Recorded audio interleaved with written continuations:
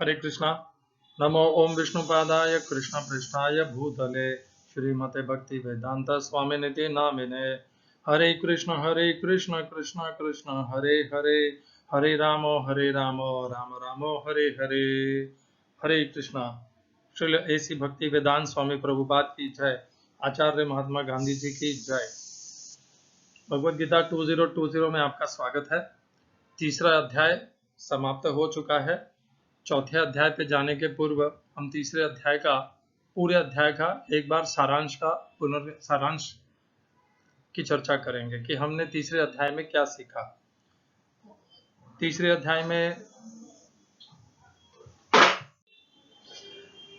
अध्याय के प्रारंभ में पहले और दूसरे श्लोक में अर्जुन भगवान से पूछते हैं कि यदि भगवान ने ज्ञान योग और कर्म योग दोनों का दूसरे अध्याय में उन्हें शिक्षा दी है, तो जब ज्ञान योग अर्जुन के मत के हिसाब से ज्ञान योग कर्म योग से श्रेष्ठ है, तो भगवान क्यों अर्जुन को भयंकर युद्ध में कर्मयोग के अंतर्गत लगा रहे हैं। और भगवान तीसरे अध्याय के तीसरे श्लोक में अर्जुन को, जिसे हम इंग्लिश में कंफर्म कहते हैं और हिंदी में कहते हैं, और भगवान अर्जुन को यह अधिकृत सूचना प्रदान करते हैं कि उन्होंने स्वीकार करते हैं, अर्जुन स्वीकार करते हैं कि उन्होंने दूसरे अध्याय में दो प्रकार के ज्ञान की चर्चा की। पहला है ज्ञानियों के लिए सांख्य ज्ञान और योगियों के लिए कर्मयोग। इस प्रकार दो ज्ञान की चर्चा की। ये श्लोक महत्वपूर्ण है हमें ये समझने के लिए कि दूसरे अध्याय में भगवान ने क्या कहा, क्योंकि ये भगवान ने यहाँ पर स्वयं स्वीकार किया है कि मैंने दूसरे अध्याय में दो प्रकार की शिक्षाएं दी है। एक सांख्य योग की ज्ञानियों के लिए, जो ज्ञान योग को मार्गी हैं, जो ज्ञान मार्गी हैं, और जो कर्म योग योगी हैं, उनके लिए मैंने कर्म योग की शिक्षा दी है। ध्यान रखिएगा, भगवान ने नहीं कहा यहाँ पर कि भक्ति योग की शिक्षा दी। पूरे भगवत गीता में भक्ति योग का शब्द कहीं भी नहीं आता। पूरी भगवत गीता इन दो उपदेशों की प्रणाली में ही भगवान बताते हैं, ज्ञान योग और कर्म योग। और भक्ति योग इसकी चर्चा हम बाद में करेंगे, पहले आगे को बढ़ जाते हैं। तीसरे अध्याय के चौथे तथा पांचवें छठे श्लोक में भगवान बताते हैं कि कुछ लोग ये समझते हैं कि यदि हम कर्म नहीं करेंगे तो भी और उससे उनका संन्यास हो जाएगा। तो इस प्रकार भगवान कहते हैं ये नहीं, संभव नहीं है, क्योंकि यदि वे कर्म नहीं करेंगे तो कर्म नहीं करने से तो उनका शरीर भी नहीं टिक पाएगा। और छठे श्लोक में भगवान विशेषतः यह बात कहते हैं कि कुछ मनुष्य बलपूर्वक अपनी इंद्रियों को निग्रहित करते हैं, परंतु मन से उन इंद्रियों के विषयों के प्रति आकर्षित बने रहते हैं, आकर्षण उनका बना रहता है। ऐसे लोगों को भगवान कहते हैं जो मिथ्याचारी हैं, जो ठग हैं, जो दूसरों को से ठग करते हैं। यहाँ पर उन साधकों के बारे में नहीं कह रहे हैं भगवान जो अभी प्रयत्नशील हैं, क्योंकि साधकों का उद्देश्य अच्छा है। यहाँ पर भगवान ये मिथ्याचारी शब्द, ये ठग शब्द उनके लिए प्रयोग करते हैं जो यह करना ही नहीं चाहते, जिनकी जिज्ञासा और रुचि भी नहीं है, परंतु वे केवल दिखावे मात्र के लिए अपनी इंद्रियों को वश में करके मन से उनका चिंतन करते रहते हैं।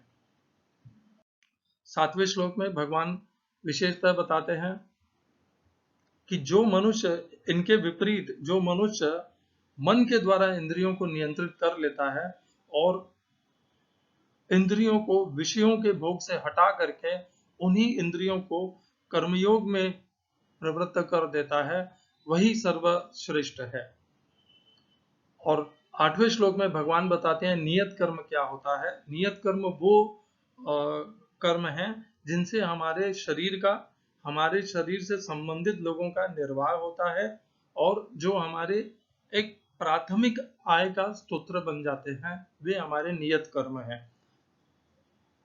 तीसरे अध्याय के 8वें से 10वें श्लोक में भगवान यज्ञ के बारे में बताते हैं कि जब इस सृष्टि की रचना हुई थी, तब प्रजापति ब्रह्मा ने प्रजा की रचना के साथ में उन्हें यज्ञ को प्रदान किया और कहा कि ये यज्ञ तुम्हारे समस्त इच्छाओं की पूर्ति करने वाला बनेगा। तो ऐसा क्यों कहा भगवान प्रजापति ब्रह्मा ने? क्या यज्ञ का उद्देश्य सांसारिक इच्छाओं को पूर्ति करना है? नहीं, यज्ञ सांसारिक इच्छाओं की पूर्ति करने के लिए नहीं होता है। मनुष्य की सात्विक इच्छा तो यही होनी चाहिए कि वह कर्म के बंधनों से मुक्त होना चाहे और वह पुनः अपने भगवान के परम धाम, भगवान के सेवा में उपस्थित हो सके, छुटकारा पा सके इस मृत्यु लोक से, इस नरलोक से, इस कर्म लोक से छुटकारा पा सके। यही उसकी परम इच्छा होती है और इससे छूटने का एकमात्र उपाय प्रजापति ब्रह्मा ने प्रजा को सृष्टि के प्रारंभ में यज्ञ दे करके कहा कि ये यज्ञ है जो तुम्हें कर्म के बंधनों से, कर्मलोक से, मृत्युलोक से छुटकारा दिलाएगा।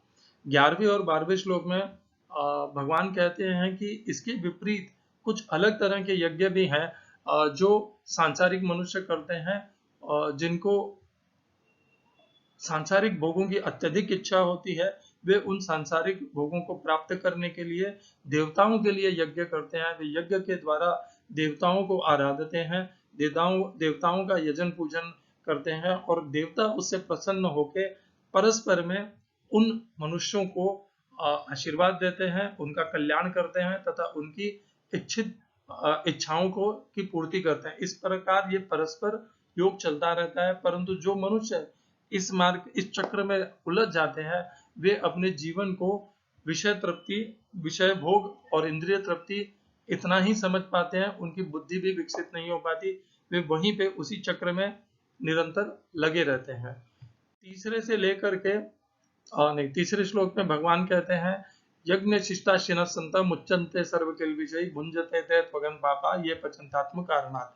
अर्थात कि जो यज्ञ करने वाले थे, इसके पहले जो भगवान ने अभी जो 11वां और 12वां जो सांसारिक भोगों के प्रति आकर्षित है उनके लिए नहीं, अब भगवान पुनः तीसरे अध्याय के 9वें तथा 10वें श्लोक में जो भगवान ने यज्ञ के विषय में बताया था, उनको संपन्न करने वालों, तो जो यज्ञ करते हैं वे स्वयं के लिए नहीं करते, वे दूसरों की सेवा के लिए, सहयोग के लिए, कल्याण के लिए, उद्धार के लिए करते हैं। और जो कुछ भी बच जाता है वो करने के पश्चात, उस यज्ञ को संपन्न करने के पश्चात वे उसी थोड़े से में संतुष्ट रहते हैं।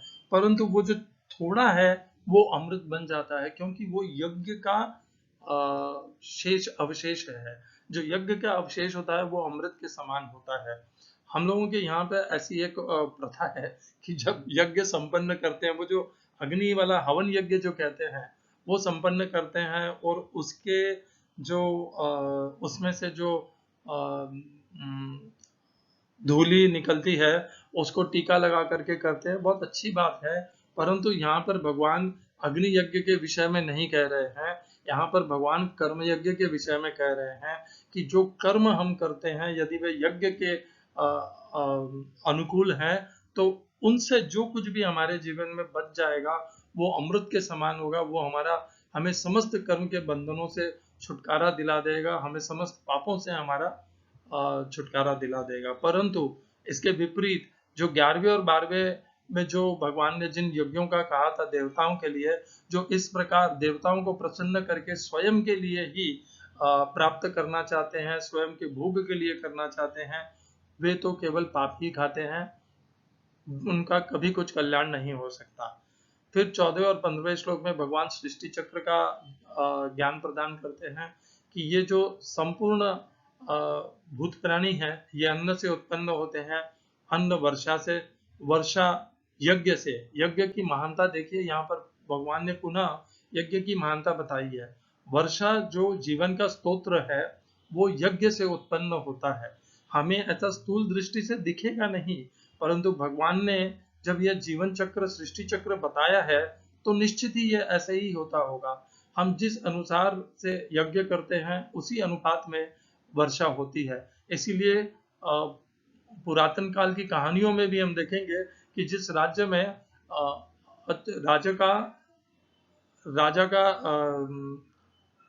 राजतंत्र अच्छा होता था, वहां पर कहते थे धन धान्य और वर्षा अच्छी होती थी। और जहां पर राजा एकदम निर्दयी था और अपने ही आतताई था। वहां पर कहते हैं कि और जो प्रजा थी उसे वर्षा भी नहीं होती थी, वहां पर सूखा पड़ता था, अकाल पड़ता था और धन धान्य की उत्पत्ति भी नहीं होती थी, भूमि उपवर्जक नहीं रह जाती थी। तो ये सब भगवान के नियंत्रण में होता है, यज्ञ के माध्यम से होता है। ये भगवान ने यहाँ पर बताया है, श्रद्धा करना न करना वो आपकी इच्छा के ऊपर है। मेरी श्रद्धा है तो यज्ञ से वर्षा उत्पन्न होती है। यज्ञ जो है वो कर्म के द्वारा होता है। तो यज्ञ भगवान ने यहाँ पर पुनः बताया है कि भगवान उस यज्ञ की चर्चा नहीं कर रहे जो अग्नि से आहुति देने से जो यज्ञ होते हैं। भगवान उस यज्ञ की बिल्कुल इस पूरे अध्याय में या कहीं भी चर्चा गीता में नहीं है उन यज्ञों की। गीता में केवल उन्हीं यज्ञों की चर्चा होती है जो कर्म के द्वारा किए जाते हैं। भगवान यहाँ पर स्पष्ट बताते हैं कि यज्ञ कर्म से उत्पन्न होता है और कर्म वेदों से उत्पन्न होता है, क्योंकि वेदों में वो विधि विधान दिए हुए हैं कि क्या कर्म करने से क्या क्या हो सकता है। और वेद भगवान से उत्पन्न होते हैं और इसीलिए इस भगवान ने इसका उदाहरण देकर के यह कहा है कि जब वेद मुझसे उत्पन्न होते हैं तो इसका अर्थ ये हुआ कि मैं स्वयं सदैव यज्ञ में प्रतिष्ठित रहता हूँ। और तीसरे अध्याय के 16वें श्लोक में भगवान कहते हैं कि जो मनुष्य इस प्रकार इस सृष्टि चक्र का प्रति श्रद्धा नहीं रखता, इसके प्रकार अनुसरण नहीं करता इसका, और इसके विपरीत केवल स्वयं के लिए जीता है, अपनी इंद्रियों की संतुष्टि में लगा रहता है, उसका सारा जीवन व्यर्थ है। अघायु इंद्रिया रामः मोघम पार्थ स जीवति, और वह पाप ही करता है। 17वें से लेके 17, 18 और 19 इन श्लोकों में भगवान बताते हैं कि जो मनुष्य इस प्रकार भगवान के बताए हुए यज्ञ का संपन्न करते हैं, जो भगवान ने पहले बताया था तीसरे अध्याय के 9वें 10वें श्लोक में, और फिर 13वें में जिसकी भगवान ने बताया था, और 14वें 15वें में बताया था। जो मनुष्य भगवान के इस प्रकार बताए हुए यज्ञ को करते हैं और यज्ञ करके यज्ञ के फलों के प्रति आकर्षित नहीं रहते और यज्ञ संपन्न करते रहते हैं, निरंतर कर्मयोग करते रहते हैं, वे उनको कुछ भी नहीं है ऐसा जो वे प्राप्त करना चाहें। वे सदैव मुक्त रहते हैं और वे परम भगवान को प्राप्त होते हैं। और तीसरे अध्याय के 20 तथा 21वें श्लोक में भगवान राजा जनक का उदाहरण देते हैं। राजा जनक एक श्रेष्ठ कर्मयोगी हैं। भगवान ने भगवत गीता में किसी भक्त का उदाहरण नहीं दिया है। भक्ति भगवान को प्रिय है। मैं ये नहीं कहना चाह रहा कि भगवान को भक्ति प्रिय नहीं है, परंतु इस बात को का विशेष ध्यान रखिएगा कि भगवान ने उदाहरण कर्मयोगी का दिया है, क्योंकि भगवान को कर्मयोग मुझे ऐसा लगता है कि भक्ति योग से ज्यादा प्रिय है। भगवान को चापलूसी और चाटुकारिता करके आप नहीं प्राप्त कर पाओगे, परंतु उनके लिए कर्म करके, उनके समर्पित कर्म करके आप भगवान को सहज प्राप्त कर सकते हैं। और राजा जनक ने भी यही किया था। वे श्रेष्ठ कर्मयोगी हैं। और भगवान ये भी कहते हैं कि जो श्रेष्ठ मनुष्य होते हैं वो अपने आचरण के द्वारा जिस जिस सिद्धांत को प्रमाणित कर देते हैं, अन्य मनुष्य जो ज्यादा बुद्धिमय नहीं है, जो ज्यादा ज्ञानवान नहीं है, वे उन श्रेष्ठ मनुष्यों के आचरण का अनुसरण करते हैं। और इसीलिए श्रेष्ठ मनुष्यों का उत्तरदायित्व बहुत बढ़ जाता है कि वे अच्छा आचरण करें, ताकि समाज में बाकी के जो मनुष्य उनके आचरण का अनुसरण करेंगे, वे भी उनका अनुसरण करके श्रेष्ठता को प्राप्त हो, मुक्ति को प्राप्त हो, भक्ति को प्राप्त हो। तीसरे अध्याय के 22 और 23वें श्लोक में भगवान स्वयं का भी उदाहरण देते हैं। पहले भगवान में मनुष्यों में राजा जनक का उदाहरण दिया, तो लोग ये सोच सकते हैं कि जो भक्त हैं या भगवान है उनके ऊपर कर्मयोग लागू नहीं पड़ता है, तो भगवान स्वयं का ही उदाहरण दे देते हैं। भगवान कहते हैं कि मुझे तो कुछ भी नहीं है, मेरा कोई धर्म ही नहीं है ना, मतलब मेरे लिए कोई स्वधर्म नहीं है ना, ऐसा कुछ है जो मैं प्राप्त करना चाहता हूँ, और ऐसा कुछ भी नहीं है जो आज तक मेरे पास है नहीं, फिर भी मैं कर्म में बरतता हूँ। भगवान भी इस भाव से कर्म में ही निर्वाह करते हैं, क्योंकि उन्हें तो कर्मयोगी उनके लिए बन पाना सहज है। उन्हें ना तो कुछ प्राप्त करना है, ना उनकी कोई फल की इच्छा है, तो उनके लिए तो कर्मयोग बहुत सहज है। इससे यह बात भी पता चलती है कि भगवान का समस्त आचरण ही कर्मयोग है। तो यदि हम भगवान को पाना चाहते हैं, भगवान को प्राप्त करना चाहते हैं, भगवान के प्रिय बनना चाहते हैं, तो हमें भी भगवान के जैसा आचरण करना चाहिए। भगवान कर्मयोगी हैं। क्यों? क्योंकि वे कुछ न चाहते हुए भी सदैव कर्म में बर्ताव करते हैं, कर्म का आचरण करते हैं। आप देखिए महाभारत का युद्ध, ना तो भगवान को कौरवों की जीत से साम्राज्य मिलना था, ना पांडवों की जीत से उन्हें साम्राज्य मिलना था, ना ऐसा कुछ था कि उन्हें इससे कुछ प्राप्त करना था। फिर भी वे इस युद्ध में निशस्त्र होकर के भी वे इस युद्ध में अपना कर्मयोग किए। निशस्त्र क्यों हुए? ताकि वे कर्मयोग में इस युद्ध को लड़ सकें। तो ये है भगवान के आचरण का तरीका। वे अपने स्वधर्म से भागते नहीं, वे अपने स्वधर्म पे टिके रहते हैं और अपने स्वधर्म को करते समय उन्हें कोई कर्म के फल की इच्छा भी नहीं रहती। इसीलिए वे निशस्त्र होकर के कर्म करते हैं। महाभारत का युद्ध भी, महायुद्ध भी लड़ते हैं। क्यों? क्योंकि उन्हें तो कुछ प्राप्त करने जैसा है ही नहीं। तीसरे अध्याय के 24वें श्लोक में भगवान अपनी बात को और आगे बढ़ा के बोलते हैं कि यदि भगवान कर्म में आचरण नहीं करेंगे तो उन्हीं उनको उनका अनुसरण करने वाले बाकी के लोग भी, अन्य मनुष्य लोग भी कर्म का आचरण नहीं करेंगे और पूरा यह मनुष्य जन समुदाय नष्ट भ्रष्ट हो जाएगा। क्योंकि कर्म के प्रति लोगों की श्रद्धा, आस्था और कर्म के प्रति उनका जो विश्वास है वह हिल जाएगा। कोई मनुष्य कर्म नहीं करेगा और यदि कर्म नहीं करेंगे तो यह सृष्टि विनाश को प्राप्त हो जाएगी। कर्म की इतनी प्रधानता है, इसीलिए इस लोक को कर्मलोक कहा जाता है। एक और कारण भी है कर्मलोक कहने का, क्योंकि यहाँ पे कर्म के बंधन है ऐसी सृष्टि में। और किसी सृष्टि में कर्म के बंधन नहीं होते, परंतु यहाँ पे कर्म के बंधन है। खैर, यहाँ पर भगवान ये बताना चाहते हैं कि यदि मनुष्य कर्म नहीं करेगा तो ये पूरा जन समुदाय नष्ट भ्रष्ट हो जाएगा। और इस कारण से भी सभी से ये विनती है कि अपना कर्म को, स्वधर्म को त्यागिए मत। भगवान ने अर्जुन को भी नहीं कहा था कि तुम अपना स्वधर्म त्याग करके संन्यास ले रहे हो तो बहुत अच्छा है, तुम मेरी भक्ति करो और मेरी भक्ति करके तुम मुझको प्राप्त होगे। भगवान ने यह शीघ्र वाला शॉर्टकट नहीं बताया अर्जुन को। भगवान ने कहा युद्ध कर। तीसरे अध्याय के 25 और 26वें श्लोक में भगवान उन विशेष कर्मयोगियों के बारे में बताते हैं, नहीं, उनके बारे में, तस्माद न बुद्धिर्भेदम जनयेद अज्ञानाम कर्म संगिना। तो इसके विपरीत भगवान को राजा जनक जिस प्रकार आचरण करते हैं, भगवान जिस प्रकार कर्मयोग का आचरण करते हैं, इसके विपरीत भी ज्यादातर मनुष्य जन समुदाय में लोग कर्म के फलों के प्रति आसक्त होकर के अपना जीवन जीते हैं। और इस प्रकार जो जीवन जीते हैं, उनको, जो ज्ञानी हैं, जो कर्मयोगी हैं, उनको इस प्रकार के मंदमती जो कर्म के फलों के प्रति आसक्त है, उनके जीवन को, उनकी मति को, उनके ज्ञान को छेड़ना नहीं चाहिए। क्योंकि वे समझ ही नहीं पाएंगे कर्मयोग क्या होता है। कर्मयोग समझने के लिए अथा तो ब्रह्म जिज्ञासा होने की आवश्यकता है। कुछ जानने की, भक्ति के मार्ग में, कर्मयोग के मार्ग में प्रगति करने की, अध्यात्म के मार्ग में समझने की, प्रगति करने की इच्छा होनी चाहिए, तभी यह मार्ग समझ में आता है। इसीलिए यहाँ पर भगवान ज्ञानी और कर्मयोगियों को निषेध दे देते हैं कि आप जाकर के उन मूर्खों को समझाने का प्रयत्न ही मत करो जो समझने के लिए अभी उद्यत हुए ही नहीं है। तीसरे अध्याय के 27वें श्लोक में भगवान सर्वप्रथम भगवद गीता में मनुष्य को ये बताते हैं कि तू मनुष्य मूर्खता पूर्वक अहंकार के कारण समझता है कि तू कर्म कर रहा है, जबकि वास्तविकता यह है कि कर्म तू स्वयं कर ही नहीं रहा है। यह स्थूल शरीर और अंग कर्म करते हुए दिखते हैं, परंतु उन कर्म करने के पीछे जो प्रेरणा है वो प्रकृति तथा प्रकृति के गुणों के द्वारा उत्पन्न होती है।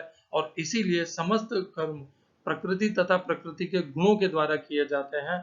और जो मूर्ख मनुष्य है वो अहंकार के कारण सोचता है कि मैं कर्म कर रहा हूं। ये इतना बड़ा अंतर है।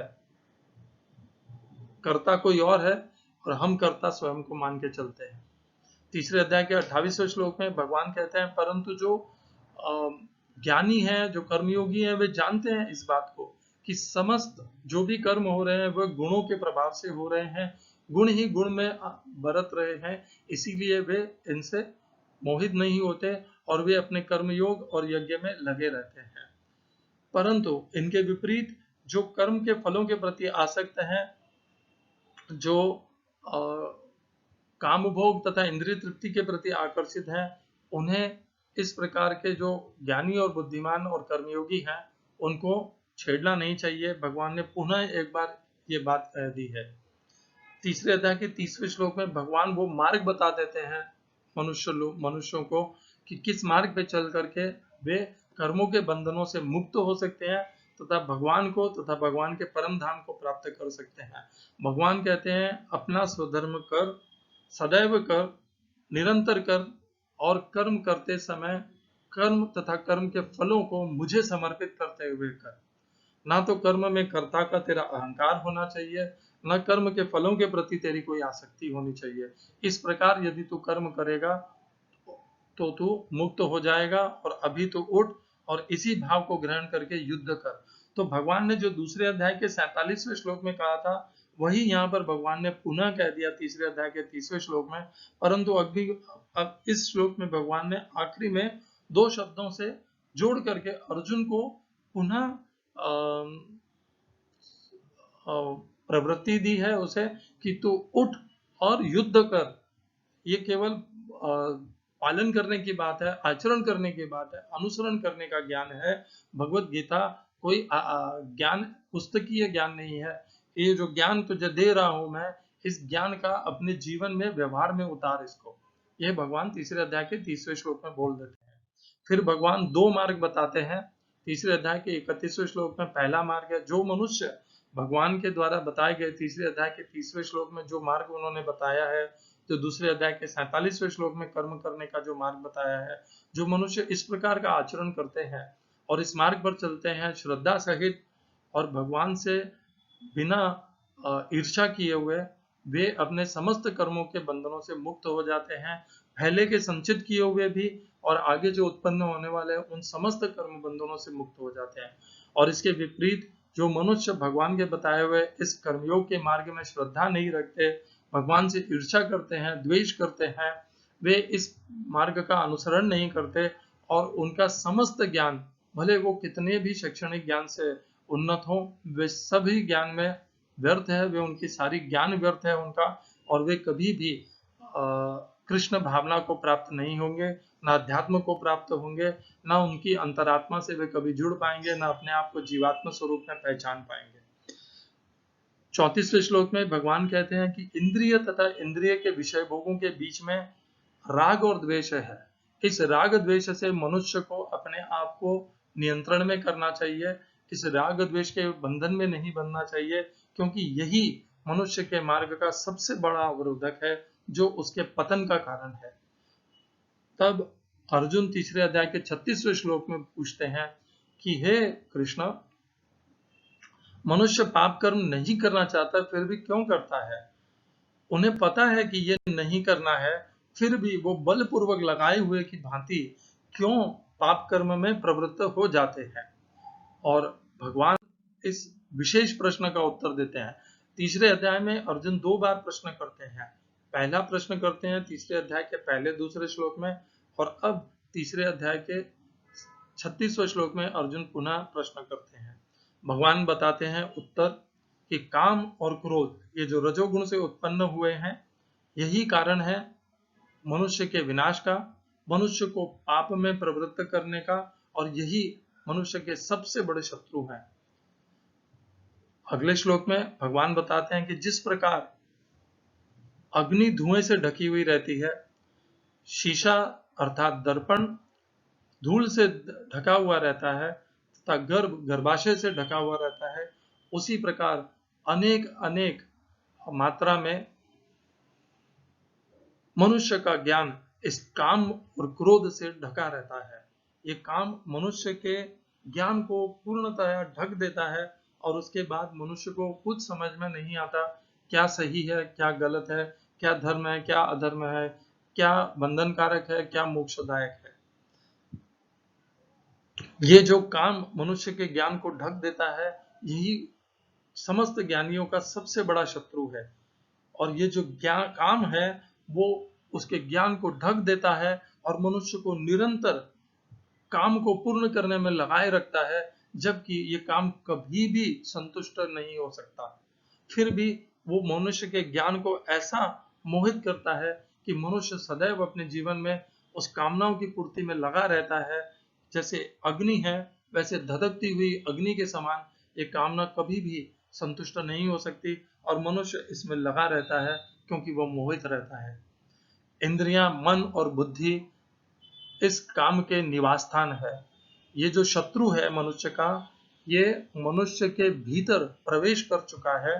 प्रवेश करके ही नहीं किया है, इसने मनुष्य के सबसे जो श्रेष्ठ स्थान है उसकी इंद्रियां, क्योंकि इंद्रियां शरीर से श्रेष्ठ हैं, इंद्रियों से श्रेष्ठ है मन और मन से श्रेष्ठ है बुद्धि। तो ये जो तीन स्थान सबसे श्रेष्ठ हैं, इस जड़ शरीर से भी श्रेष्ठ हैं, इन तीनों स्थान पर उस काम ने अपना निवास स्थान बना लिया है, इन्हें अपने अधिकार में ले लिया है और यहाँ पर अपना निवास बना करके उसने इन तीनों को, इंद्रिय, मन और बुद्धि को मोहित कर दिया है, इनको अपने मार्ग से हटा दिया है। मनुष्य को चाहिए कि वो सबसे पहले इसीलिए इंद्रियों को वश में करे, क्योंकि जब वो इंद्रियों को वश में करेगा, इंद्रियों की तृप्ति से हटेगा, इंद्रियों के विषय भोगों से हटेगा, तभी जाकर के उसका ज्ञान पुनः प्रकाशित होगा। नहीं तो ये इंद्रियां जो हैं सदैव एक शत्रु के भांति उसके ज्ञान और विज्ञान को नाश करती रहेंगी और उसका कल्याण कभी नहीं हो पाएगा। परंतु जिस प्रकार भगवान ने तीसरे अध्याय के 6-7वें श्लोक में बताया था, 7वें श्लोक में विशेष करके, उसी प्रकार भगवान पुनः कहते हैं कि केवल इंद्रियों को नियंत्रण करने से नहीं होगा, बलपूर्वक मन से उन्हें नियंत्रण करना पड़ेगा। मन से, बुद्धि से मन को तथा मन से इंद्रियों को नियंत्रित करना पड़ेगा। इस प्रकार जब नियंत्रण होगा तभी जाकर के जो ज्ञान है, जो विज्ञान है, वो पुनः प्रकाशित होगा, मोह भंग होगा और मनुष्य इस काम के ऊपर सदैव के लिए विजय प्राप्त कर पाएगा। नहीं तो मनुष्य पुनः काम से, पुनः ये काम के आक्रमण से प्रभावित होगा और यह काम आकर के उसके निवास स्थान में पुनः बैठ जाएगा। क्योंकि केवल यदि आप इंद्रियों को बलपूर्वक नियंत्रित कर रहे हैं, तब मन और बुद्धि में तो उसका अभी भी वास है। जब वहां पर दो स्थानों पर उसका वास बना रह गया है, तो वो समय दूर नहीं है कि वह मन और बुद्धि से अपने निवास स्थान को बढ़ाता बढ़ाता इंद्रियों के ऊपर, पुनः जिन इंद्रियों को बलपूर्वक नियंत्रित किया गया है, पुनः वहां पर काम अपना स्थान, निवास स्थान बना लेगा।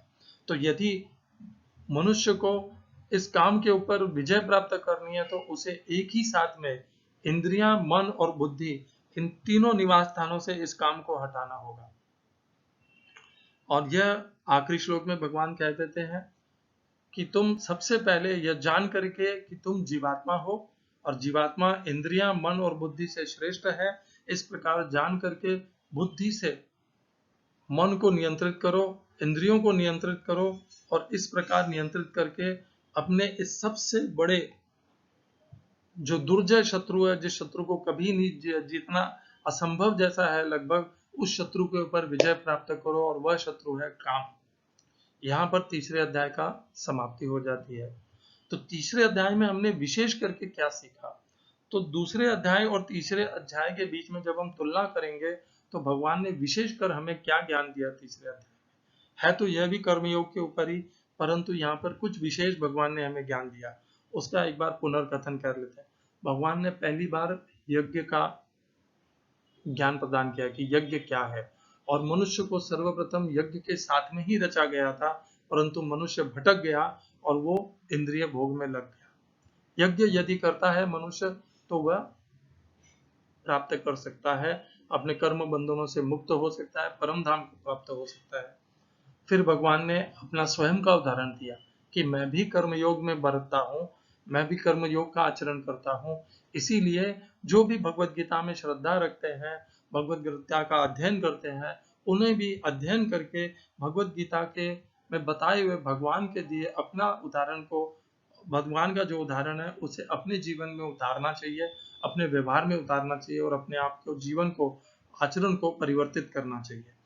फिर भगवान ने सर्वप्रथम पुनः 27वें श्लोक में बताया कि हम तो मनुष्य तो ये समझता है मूर्खता से कि वो कर्म कर रहा है, परंतु सत्य तो यह है कि प्रकृति तथा उसके गुण मनुष्य को कर्म करवाते हैं, बलपूर्वक करवाते हैं उससे, उसके स्वभाव के द्वारा। और जो बुद्धिमान मनुष्य है उसे इस प्रकार जान करके इस प्रकार कर्म में प्रवृत्त अहंकारवश नहीं होना चाहिए। मनुष्य को यह चाहिए कि वह अपने स्वधर्म को करता हुआ उसके समस्त फलों को तथा उसमें कर्ता के अहंकार को भगवान को समर्पित करता हुआ अपने स्वधर्म का पालन करे। अर्जुन को भी भगवान कहते हैं कि केवल ज्ञान के लिए मत ये भगवत गीता का अध्ययन कर, उठ, उसको अपने भगवत गीता के ज्ञान को आचरण में उतार, युद्ध कर। और फिर अर्जुन विशेष प्रश्न पूछ लेते हैं कि पाप का आचरण मनुष्य क्यों करते हैं, और भगवान यह जो ज्ञान बताते हैं यह दूसरे अध्याय में भी भगवान ने नहीं बताया था कि मनुष्य पाप का आचरण क्यों करता है। यह तो बताया था भगवान ने दूसरे अध्याय के 41 से लेकर 44वें श्लोक में कि मनुष्य की बुद्धि बटी हुई रहती है जब उसे अनेक प्रकार के भोग में उसकी रुचि रहती है। ये कहना एक बात है, और यहाँ पर भगवान स्पष्ट कह देते हैं कि पाप का आचरण होता ही केवल कामना के कारण है। तो हमारा यह भी कह देते हैं कि हमारा सबसे बड़ा शत्रु मनुष्य का यह काम है, और यह कहीं बाहर नहीं, ये मनुष्य की सबसे विशेष जो स्थान है उसकी इंद्रियां, मन और बुद्धि, वहीं पर आकर के इसने डेरा जमा रखा है, किलेबंदी कर रखी है। और मनुष्य का सर्वप्रथम यही कार्य है कि उसे इस काम रूपी शत्रु के ऊपर विजय प्राप्त करनी है। इंद्रिय, मन और बुद्धि में इस गंध ने जो डेरा जमा रखा है, इस गंध को स्वच्छ करके इनको, इन निवास स्थानों को स्वच्छ करना है, स्पष्ट करना है, पवित्र करना है। तभी जाके वह मनुष्य कर्मयोग का आचरण कर पाएगा और भगवत गीता को अपने व्यवहार में उतार पाएगा। तो भगवत गीता का तीसरा अध्याय विशेष है। भगवत गीता का हर अध्याय विशेष होता है। यहाँ पर भगवान ने कर्मयोग करने के लिए अर्जुन को पुनः प्रेरणा दी है कि उठ, युद्ध कर। केवल गीता के ज्ञान को सुनने से कुछ लाभ नहीं होगा, उसे व्यवहार में उतारना पड़ेगा, अपने स्वधर्म को करना पड़ेगा, और पाप में कभी प्रवृत्त नहीं होना चाहिए। पाप हमारे मन बुद्धि के ऊपर काम ने जो वास कर रखा है उसको नियंत्रित करते हुए मनुष्य की श्रेष्ठता इसी में है कि वह काम के ऊपर विजय प्राप्त कर ले। अगला अध्याय, चौथा अध्याय, इसकी चर्चा हम कल से प्रारंभ करेंगे। प्रत्येक अध्याय को इस प्रकार सारांश उसका करते रहिए तो आपको ध्यान रहेगा कि मैंने पहले दूसरे अध्याय में क्या सीखा, तीसरे अध्याय में भगवान ने क्या कहा, क्या विशेष ज्ञान प्रदान किया गया है। चौथे अध्याय में भगवान, जो यहाँ पर भगवान ने ये बताया है कि सबसे श्रेष्ठ है कि काम हमारा सबसे बड़ा शत्रु है, इसको किस प्रकार से इसके ऊपर विजय प्राप्त करना है, ये भगवान ने यहाँ पर बताया था कि इन इंद्रियों, मन और बुद्धि को नियंत्रण करना है। भगवत चौथे अध्याय में भगवान एक और मार्ग बताएंगे कि किस प्रकार इस पाप से हम मुक्त हो सकते हैं, और उसका अध्ययन हम करेंगे चौथे अध्याय के दौरान। तीसरे अध्याय का सारांश यहीं पे समाप्त होता है। हरे कृष्णा। श्रील ऐसी भक्ति वेदांत स्वामी प्रभुपाद की जय। आचार्य महात्मा गांधी जी की जय। नमो ब्रह्मण्य देवाय गोब्राह्मण हिताय च जगद्धिताय कृष्णाय गोविंदाय नमो नमः।